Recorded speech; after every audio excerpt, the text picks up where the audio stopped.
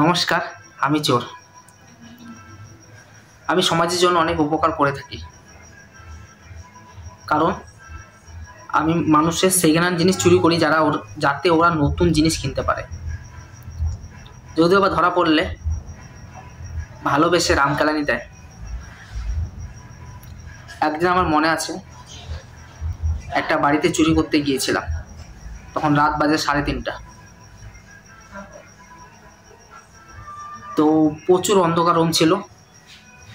তো হাতের কাছে যা পাইছি সব উঠাই নিয়েছি। যখনই বের হবো হঠাৎ করে লাইট জ্বলে উঠলো, আর সবাই বলতে লাগলো হ্যাপি বার্থডে কালুয়া। তো সামনে আমাকে দেখতে পেয়ে যা মারটা মারলো, আজও ব্যথা কমেনি। মানে পিঠের হাড়গুলো গুঁড়ো করে দিয়েছে। তো মনে আছে, আমি একদিন একটা বাড়িতে চুরি করতে গিয়েছিলাম। তো ধরা পড়ে গেছিলাম চুরি করতে গিয়ে। তখন ওরা আমাকে জিজ্ঞাসা করতেছিল, তোমাকে দেখে তো চোর মনে হচ্ছে না, তুমি অনেক ভদ্র ঘরের ফ্যামিলি থেকে মনে হচ্ছে আসছো।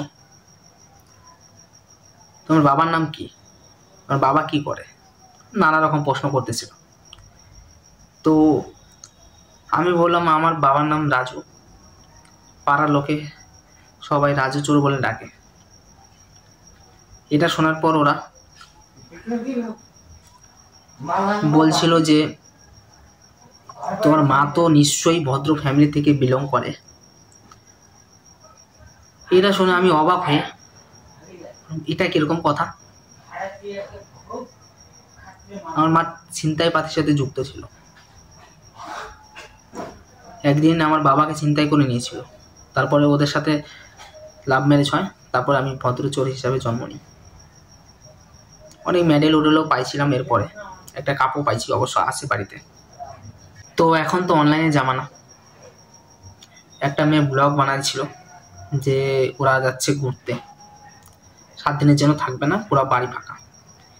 তো ওটা দেখেই আমরাও যেহেতু সোশ্যাল মিডিয়ার সাথে অ্যাক্টিভ থাকি, আমরা চোর গ্রুপ, তো ওটা দেখে আমি পরের দিন ওর পুরো বাড়ি সাফ করে দিই, ধুয়ে মুছে একদম সাফ করে দিই।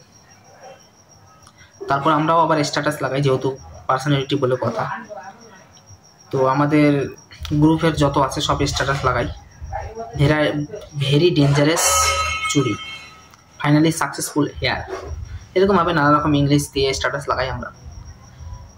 মডার্ন জামানা আর কি। আর তোমরা যদি তোমাদের বাড়িতে চুরি করাতে চাও, ডেসক্রিপশনে দেওয়া আছে নাম্বার, ওটাতে কল করো। 3 দিনের মধ্যে কনফার্মেশন দেওয়া হবে ইমেলের মাধ্যমে। ধন্যবাদ।